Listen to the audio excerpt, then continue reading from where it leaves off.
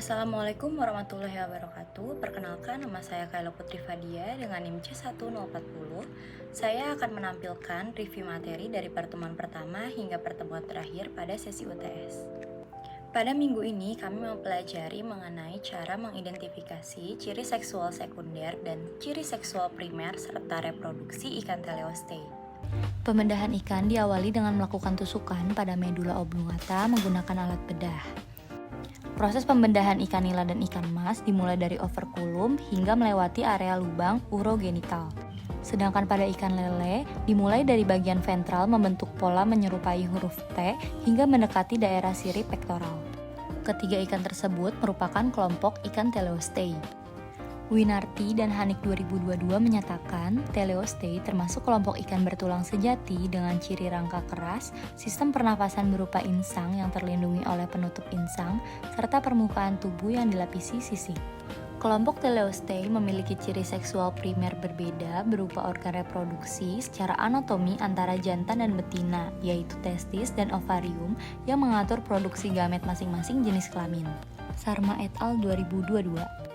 Gonad teleostei berasal dari jaringan embrionik bipotensial untuk menghasilkan gamet jantan dan betina melalui proses spermatogenesis dan oogenesis. Ogino et al. 2023 menyatakan ikan teleostei juga memiliki ciri seksual sekunder yang muncul terutama pada fase reproduksi seperti perubahan warna tubuh, modifikasi bentuk sirip, dan perilaku kawin tertentu. Berdasarkan penelitian Lamadi et al. 2024, pola reproduksi ikan teleostei ditandai oleh siklus perkembangan gonad yang berlangsung secara periodik dan dapat diamati melalui perubahan morfologi ovarium dan testis. Hasil praktikum menunjukkan bahwa gonad ikan lele jantan memiliki ukuran yang lebih kecil dibandingkan lele betina. Hal ini sejalan dengan penelitian Ayuningtyas et al. 2020 yang menyatakan bahwa gonad betina umumnya berkembang lebih cepat dan memiliki ukuran relatif lebih besar dibandingkan gonad jantan. Ikan mas yang kami amati memiliki ciri seksual primer, yaitu testis berbentuk memanjang dengan warna putih kemerah-merahan.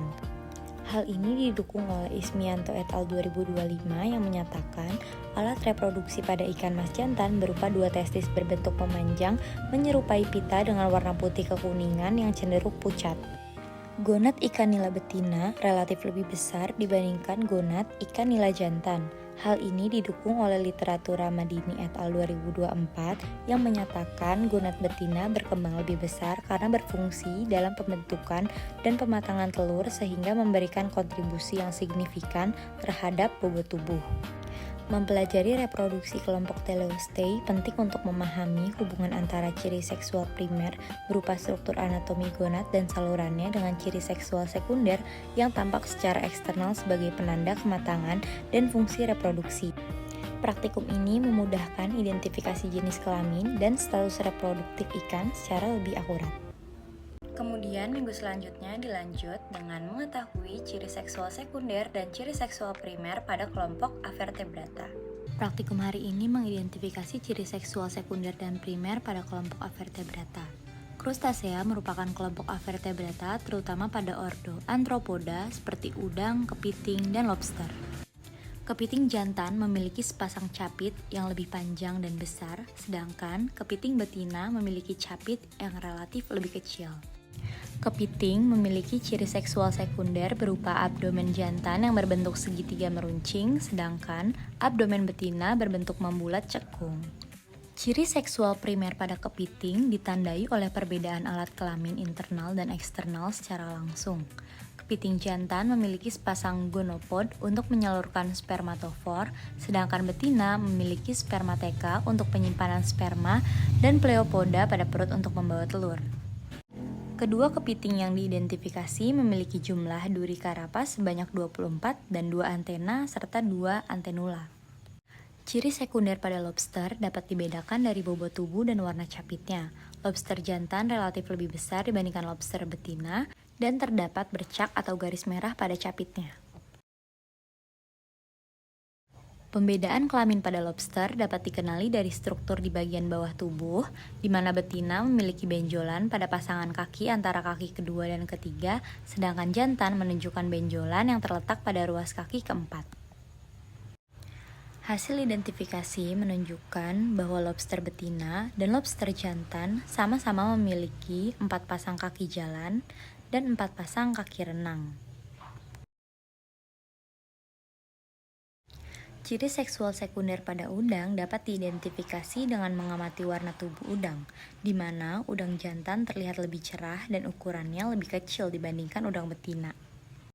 Ciri seksual primer udang ditandai dengan keberadaan organ reproduksi, petasma pada jantan di kaki renang pertama, dan telikum pada betina di antara kaki jalan keempat atau kelima. Ini adalah alat kelamin udang betina yang kami identifikasi saat praktikum. Setelah mengetahui ciri seksual sekunder dan ciri seksual primer pada ikan, kemudian dilanjut dengan mengetahui tingkat kematangan gonad pada ikan mas dan ikan lele. Mengamati ciri-ciri tingkat kematangan gonad dari tingkat kematangan gonad 1 sampai 5 pada ikan lele dan ikan mas. TKG atau tingkat kematangan gonad menggambarkan tahapan perubahan dan perkembangan organ reproduksi yang dialami oleh ikan mulai dari fase sebelum terjadi pemijahan hingga kondisi setelah proses pemijahan berlangsung. Ini adalah ikan mas jantan yang sedang kami amati dan masuk ke dalam tingkat kematangan gonad 3. Ciri-ciri TKG 3 pada ikan mas jantan yaitu testisnya mulai membesar berwarna putih dan struktur dalamnya mulai terlihat jelas secara makroskopis. Ikan mas betina menunjukkan tingkat kematangan gonad 2 karena memiliki ovarium yang lumayan besar dan berwarna merah. Tingkat kematangan gonad pada ikan dapat dibedakan ke dalam beberapa tahapan berdasarkan perubahan ukuran, warna, dan kondisi gonad. Tahap awal biasanya ditandai oleh gonad yang masih sangat kecil, berbentuk seperti benang dan bersifat transparan. Kemudian, tahap matang ditunjukkan oleh gonad yang hampir memenuhi rongga tubuh dan siap mengeluarkan gamet. Selain pembedahan, kanulasi dengan kateter dapat mengetahui tingkat kematangan gonad pada ikan lele betina dengan cara memasukkan selang kateter ke dalam lubang urogenital yang kemudian dihisap sampai telurnya keluar. Biasanya hasil kanulasi akan ditaruh di atas kaca preparat yang kemudian akan dilakukan pemeriksaan lebih lanjut menggunakan mikroskop. Di sini ada ikan lele yang sudah kami identifikasi kelaminnya, lalu kami identifikasi tingkat kematangan gonadnya. Ikan lele yang kami amati memiliki ciri-ciri gonad yang berbeda antara lele jantan dan betina. Lele pertama yang kami amati adalah ikan lele jantan yang memiliki tingkat kematangan gonad 1 atau tahap pertama karena gonadnya masih sangat kecil seperti benang yang berwarna transparan agak keputihan.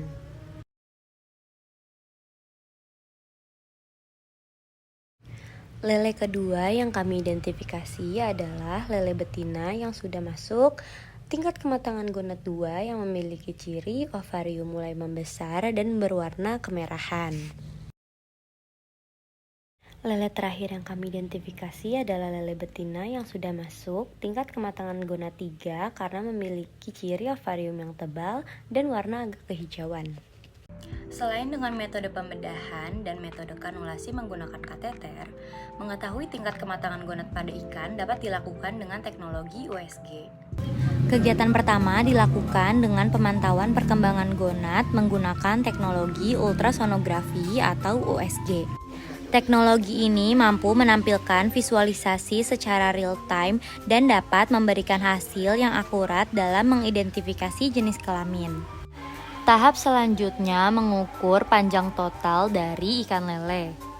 Kemudian ikan lele ditimbang untuk mengetahui perhitungan Gonadosomatics Index atau GSI dan Hepatosomatics Index atau HSI. GSI digunakan untuk menduga tahap kematangan melalui perbandingan berat gonad terhadap berat tubuh, sedangkan HSI untuk mengetahui metabolisme hati menggunakan perbandingan bobot hati dengan bobot tubuh ikan. Tahap selanjutnya yaitu pembedahan ikan lele untuk mengambil gonad dan hatinya. Pembedahan dimulai dari area urogenital membentuk garis lurus mengikuti garis tubuhnya. Setelah terbuka, ambil bagian gonad ikan ikan secara perlahan, jangan sampai terpisah. Kemudian gonad diukur diameter dan panjangnya. Setelah itu ditimbang untuk mengetahui bobot dari gonad tersebut. Kemudian gonad dimasukkan ke dalam larutan etanol untuk penelitian lebih lanjut. Lakukan perlakuan yang sama untuk hati, diambil dan kemudian ditimbang untuk mengetahui bobot hati. Praktikum diakhiri dengan jahit tubuh ikan untuk menutup luka pasca operasi dengan metode interrupted. Kelebihan metode ini mudah diaplikasikan dan tidak mudah longgar, tetapi prosesnya sangat lama dan jahitannya terlihat jelas.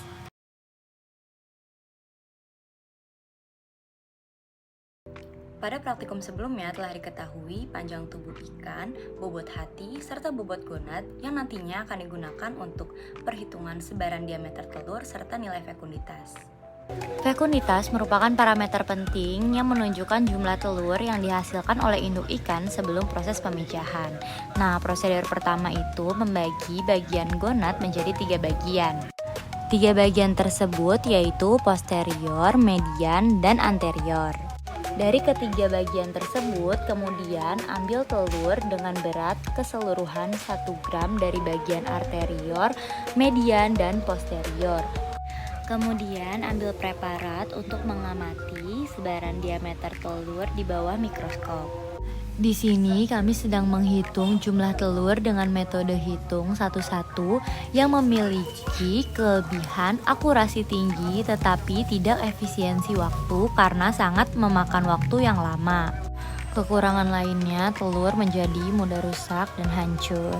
Metode gravimetrik memiliki prosedur pengambilan sampel telur dari bagian anterior, median, dan posterior. Kali ini kami mengambil 10 dari anterior, 10 dari median, dan 10 dari posterior. Keuntungan dari metode ini adalah efisiensi waktu karena kemudahannya, jadi tidak perlu menghitung seluruh telur dalam satu ovarium secara manual.